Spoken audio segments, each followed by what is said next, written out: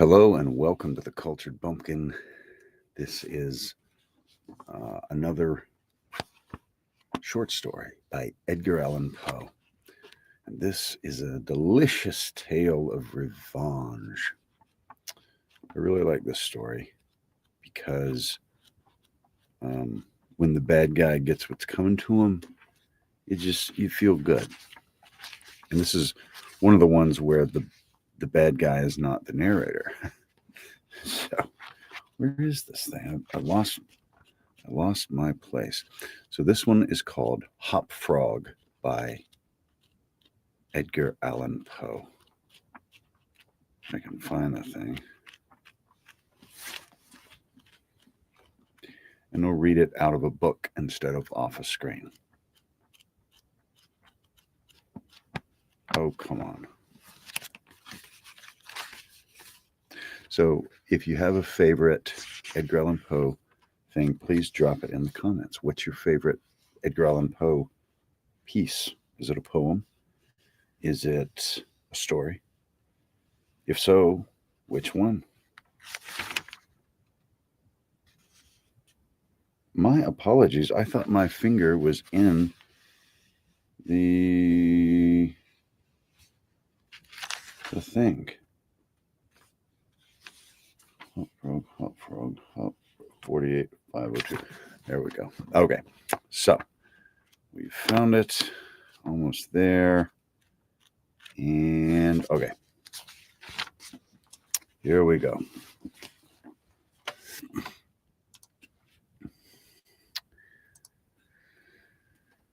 Hello, Mandy. What is going on? Good to see you. I hope you're having a great night. We're about to get started here on this one. So here we go. Hop Frog by Edgar Allan Poe. I never knew anyone so keenly alive to a joke as the king was. He seemed to live only for joking. To tell a good story of the joke kind and to tell it well was the surest road to his favor. Thus it happened that his 7 ministers were all noted for their accomplishments as jokers. They all took after the king, too, in being large, corpulent, oily men, as well as inimitable jokers.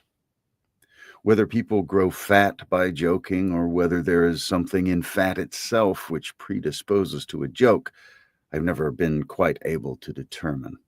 But certain it is that a lean joker is a rara avis in terris. About the refinements, or as he called them, the ghosts of wit, the king troubled himself very little. He had an especial admiration for breadth in a jest, and would often put up with length for the sake of it. Over-niceties wearied him. He would have preferred Rabelais' Gargantua to the Zadig of Voltaire, and upon the whole, practical jokes suited his taste far better than verbal ones. At the date of my narrative, professing jesters had not altogether gone out of fashion at court. Several of the great continental powers still retained their fools, who wore motley with cap and bells, and who were expected to be always ready with sharp witticisms at a moment's notice in consideration of the crumbs that fell from the royal table. Our king, as a matter of course, retained his fool. The fact is, he required something in the way of folly, if only to counterbalance the heavy wisdom of the 7 wise men who were his ministers, not to mention himself. His fool, or professional jester, was not only a fool, however. His value was trebled in the eyes of the king by the fact of his being also a dwarf and a cripple. Dwarves were as common at court in those days as fools, and many monarchs would have found it difficult to get through their days are rather longer at court than elsewhere, without both a jester to laugh with and a dwarf to laugh at. But as I have already observed, your jester in 99 cases out of 100 are Your jesters, in 99 cases out of 100, are fat, round, and unwieldy, so that it was no small source of self-gratulation with our king that in Hopfrog, this was the fool's name, he possessed a triplicate treasure in one person. I believe the name Hopfrog was not given to the dwarf by his sponsors at baptism, but it was conferred upon him by general consent of the 7 ministers on account of his inability to walk as other men do. In fact, Hopfrog could only get along by a sort of interjectional gait, something between a leap and a wriggle, a movement that afforded illimitable amusement and, of course, consolation to the king, for notwithstanding the protuberance of his stomach and a constitutional swelling of the head, the king by his whole court was accounted a capital figure. But although Hopfrog, through the distortion of his legs, could move only with great pain and difficulty along a road or floor, the prodigious muscular power which nature seemed to have bestowed upon his arms by way of compensation for deficiency in the lower limbs enabled him to perform many feats of wonderful dexterity where trees or ropes were in question or anything else to climb. At such exercises, he certainly much more resembled a squirrel or a small monkey than a frog. I am not able to say with precision from what country Hopfrog originally came. It was from some barbarous region, however, that no person ever heard of, a vast distance from the court of our king. Hopfrog and a young girl very little less dwarfish than himself, although of exquisite proportions and a marvelous dancer, had been forcibly carried off from their respective homes in adjoining provinces and sent as presents to the king by one of his ever-victorious generals. Under these circumstances, it is not to be wondered at that a close intimacy arose between the two little captives. Indeed, they soon became sworn friends. Hopfrog, who, although he made a great deal of sport, was by no means popular, had it not in his power to render Trippetta many services. But she, on account of her grace and exquisite beauty, although a dwarf, was universally admired and petted, so she possessed much influence, and never failed to use it whenever she could, for the benefit of Hopfrog. On some grand state occasion, I forget what, the king determined to have a masquerade. And whenever a masquerade or anything of that kind occurred at our court, then the talents both of Hopfrog and Trippetta were sure to be called into play. Hopfrog, in especial, was so inventive in the ways of getting up pageants, suggesting novel characters and arranging costume for masked balls, that nothing could be done, it seems, without his assistance. The night appointed for the fête arrived. A gorgeous hall had been fitted up under Trippetta's eye with every kind of device which could possibly give éclat to a masquerade. The whole court was in a fever of expectation. As for costumes and characters, it might be well supposed that everybody had come to a decision on such points. Many had made up their minds as to what roles they should assume, a week or even a month in advance, and in fact, there was not a particle of indecision anywhere, except in the case of the king and his 7 ministers. Why they hesitated, I never could tell, unless they did it by way of a joke. More probably, they found it difficult, on account of being so fat, to make up their minds. At all events, time flew, and as a last resort, they sent for Trippetta and Hopfrog. When the 2 little friends obeyed the summons of the king, they found him sitting at his wine with the 7 members of his cabinet council. But the monarch appeared to be in very ill humor. He knew that Hopfrog was not fond of wine, for it excited the poor cripple almost to madness, and madness is no comfortable feeling. But the king loved his practical jokes and took pleasure in forcing Hop Frog to drink and, as the king called it, to be merry. "Come here, Hop Frog," said he, as the jester and his friend entered the room. "Swallow this bumper to the health of your absent friends." Here Hop Frog sighed. "And then let us have the benefit of your invention. We want characters. Characters, man. Something novel, out of the way. We're wearied with this everlasting sameness. Come, drink. The wine will brighten your wits." Hop Frog endeavored, as usual, to get up a jest in reply to these advances from the king, but the effort was too much. It happened to be the poor dwarf's birthday, and the command to drink to his absent friends forced the tears to his eyes. Many large, bitter drops fell into the goblet as he took it humbly from the hand of the tyrant. "Ha ha ha ha!" roared the latter as the dwarf reluctantly drained the beaker. "See what a glass of good wine can do. Why, your eyes are shining already." Poor fellow, his large eyes gleamed rather than shone, for the effect of wine on his excitable brain was not more powerful than instantaneous. He placed the goblet nervously on the table and looked around upon the company with a half-insane stare.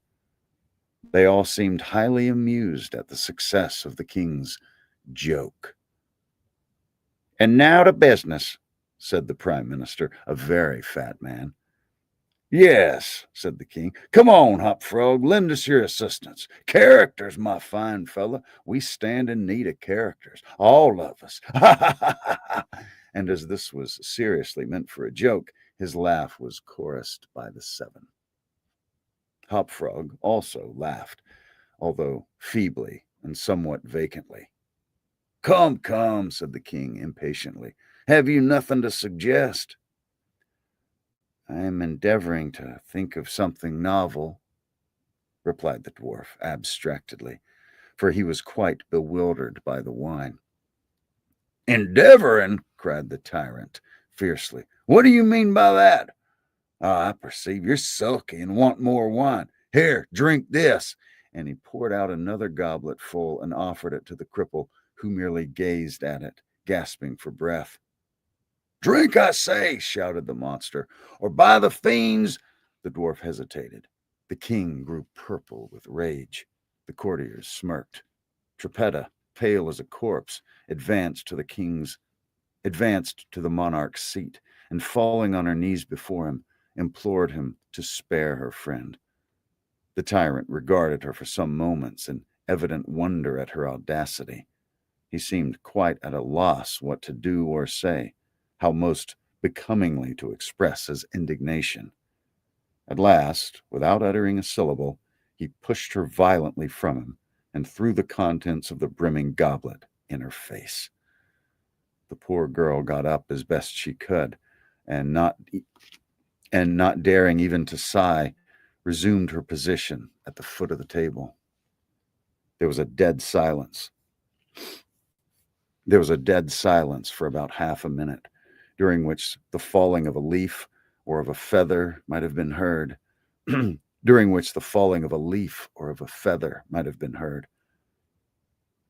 It was interrupted by a low but harsh and protracted grating sound, which seemed to come at once from every corner of the room. What was that? What's making that noise for?"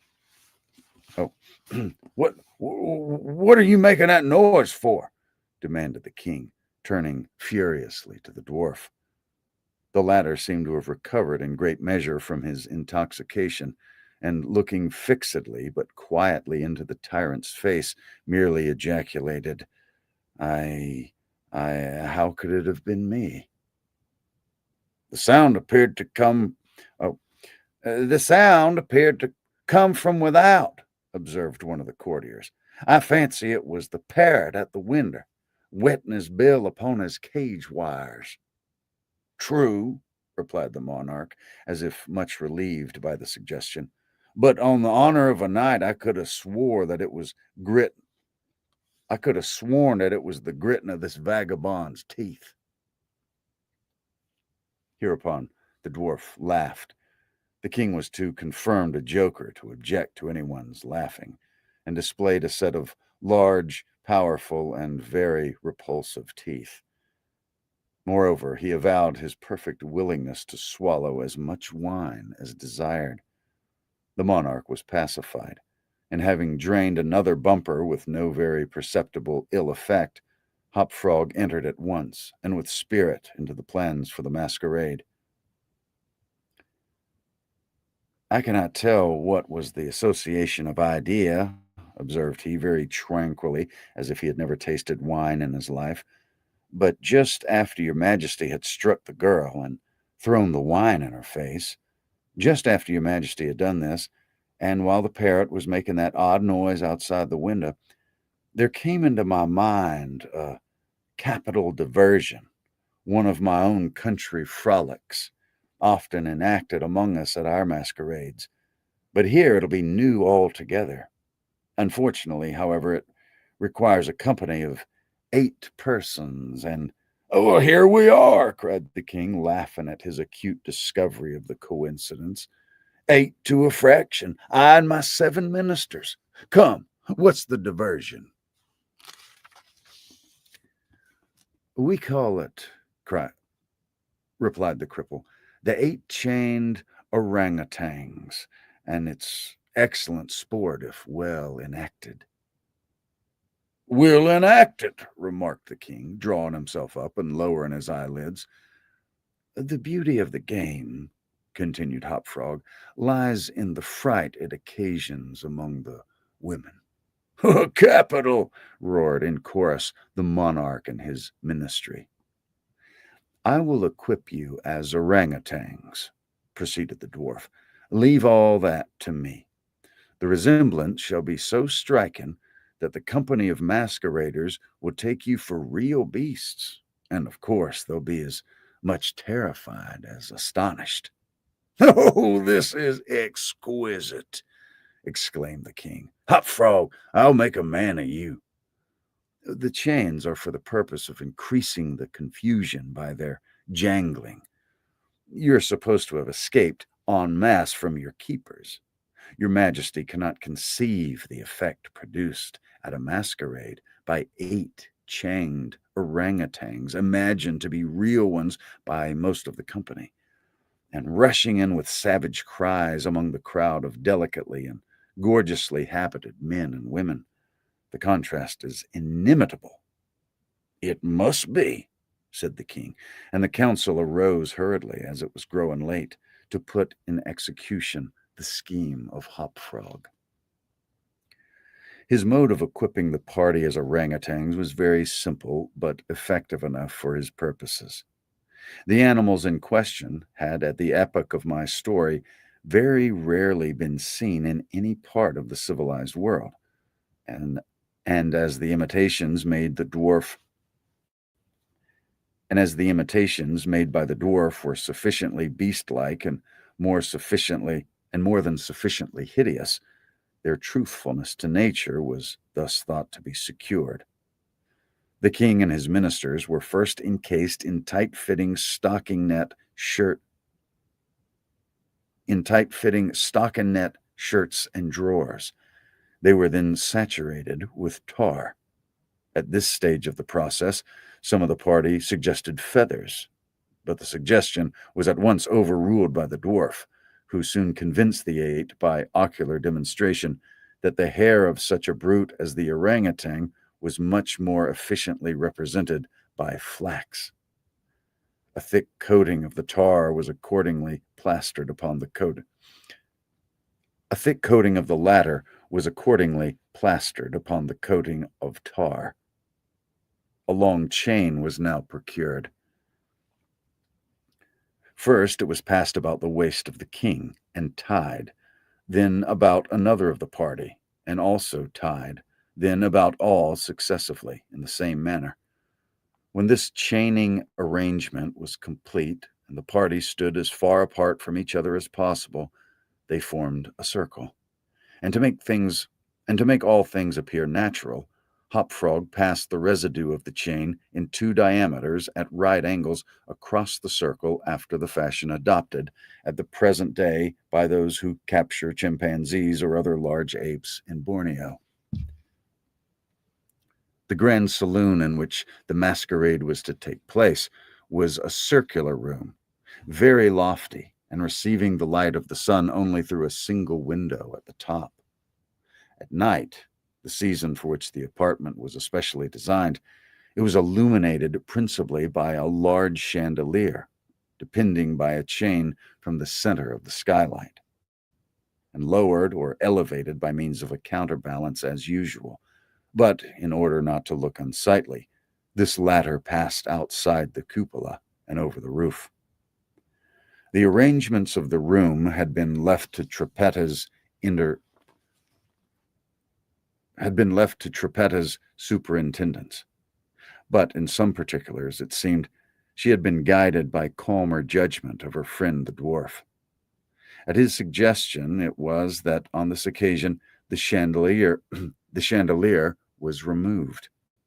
Its waxen drippings, which in weather so warm it was quite possible to prevent, would have been seriously detrimental to the rich dresses of the guests, who, on account of the crowded state of the saloon, could not all be expected to keep from out its center, that is to say, from under the chandelier. Additional sconces were set in various parts of the hall, out of the way, and a flambeau, emitting sweet odor, was placed in the right hand of each of the caryatides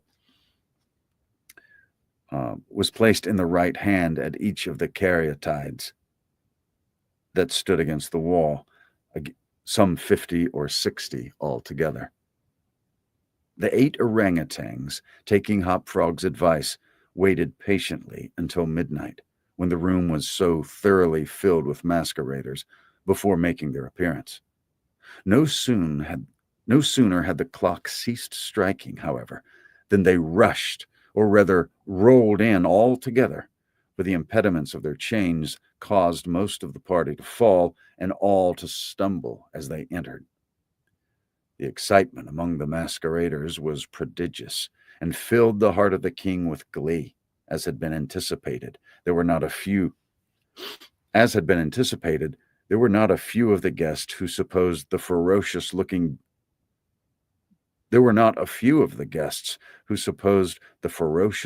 creatures to be beasts of some kind in reality, if not precisely orangutans. Many of the women swooned with affright, and had not the king taken the precaution to exclude all weapons from the saloon, his party might have soon expiated their frolic in their blood. As it was, a general rush was made for the doors, but the king had ordered them to be locked immediately upon his entrance, and at the dwarf's suggestion, the keys had been deposited with him. While the tumult was at its height, and each masquerader attentive only to his own safety, for in fact there was much real danger from the pressure of the excited crowd, the chain by which the chandelier ordinarily hung, and which had been drawn upon its removal, might have been seen very gradually to descend until its hooked extremity came within 3 feet of the floor. Soon after this, the king and his 7 friends, having reeled about the hall in all directions, found themselves at length in its center, and of course in immediate contact with the chain.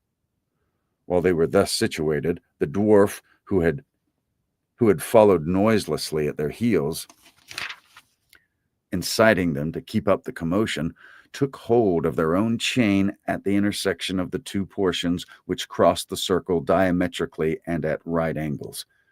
Here, with the rapidity of thought, he inserted the hook from which the chandelier had been wont to depend, and in an instant, by some unseen agency, the chandelier chain was drawn so far upward as to take the hook out of reach, and as an inevitable consequence, to drag the orangutans together in close connection and face to face. Let's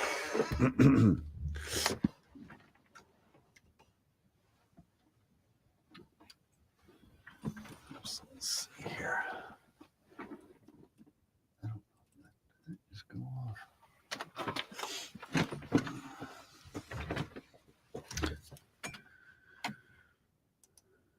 Okay, here we go. There we go.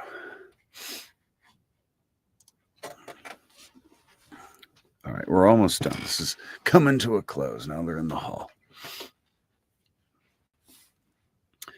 The masqueraders by this time had recovered in some measure from their alarm, and beginning to regard the whole matter as a well-contrived pleasantry, set up a shout of laughter at the predicament of the apes.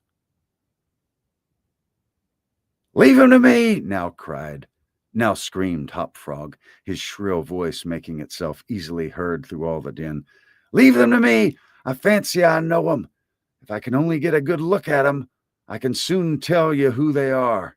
Here, scrambling over the heads of the crowd, he managed to get to the wall, when seizing a flambeau from one of the caryatides, he returned, and as he went to the center as he returned as he went to the center of the room, leaped with the agility of a monkey upon the king's head, and then clambered a few feet up the chain, holding down the torch to examine the group of orangutans, and still screaming, "I shall soon find out who they are." And now, while the whole assembly, the apes included, were convulsed with laughter, the jester suddenly uttered a shrill whistle, when the chain flew violently up for about 30 feet, dragging with it the dismayed and struggling orangutans, and leaving them suspended in mid-air between the skylight and the floor. Hop Frog, clinging to the chain as it rose, still maintained his relative position in respect to the 8 maskers, and still, as if nothing were the matter, continued to thrust his torch down towards them, as though endeavoring to discover who they were. So thoroughly astonished was the whole company at this ascent that a dead silence of about a minute's duration ensued. It was broken by just such a low, harsh, grating sound as had before attracted the attention of the king and his counselors when the former threw the wine in the face of Trippetta. But on the present occasion, there could be no question as to whence the sound came. It came from the fang-like teeth of the dwarf, who ground them and gnashed them as he foamed at the mouth and glared with an expression of maniacal rage into the upturned countenances of the king and his 7 companions. "Aha!" said at length the infuriated jester. "Aha! I begin to see who these people are now." Here, pretending to scrutinize the king more closely, he held the flambeau to the flaxen coat which enveloped him, and which instantly burst into a sheet of vivid flame. In less than half a minute, the whole 8 orangutans were blazing fiercely amid the shrieks of the multitude who gazed at them from below, horror-stricken, and without the power to render them the slightest assistance. At length, the flames, suddenly increasing in virulence, forced the jester to climb higher up the chain to be out of their reach. And as he made this movement, the crowd again sank for a brief instant into silence. The dwarf seized his opportunity and once more spoke. "I now see distinctly," he said, "what manner of people these maskers are. They are a great king and his 7 privy councillors, a king who does not scruple to strike a defenseless girl, and his 7 councillors who abet him in the outrage. As for myself, I'm simply Hop Frog, the jester, and this is my last jest." Owing to the high combustibility of both the flax and the tar to which it adhered, the dwarf had scarcely made an end to his speech before the work of vengeance was complete. The 8 corpses swung in their chains, a fetid, blackened, hideous, and indistinguishable mass. The cripple hurled his torch at them, clambered leisurely to the ceiling, and disappeared through the skylight. It is supposed that Trippetta, stationed on the roof of the saloon, had been the accomplice of her friend in this fiery revenge, and that together they effected their escape to their own country, for neither was ever seen again. That was Hop Frog by Edgar Allan Poe. A Delicious Tale of Revenge. Great story.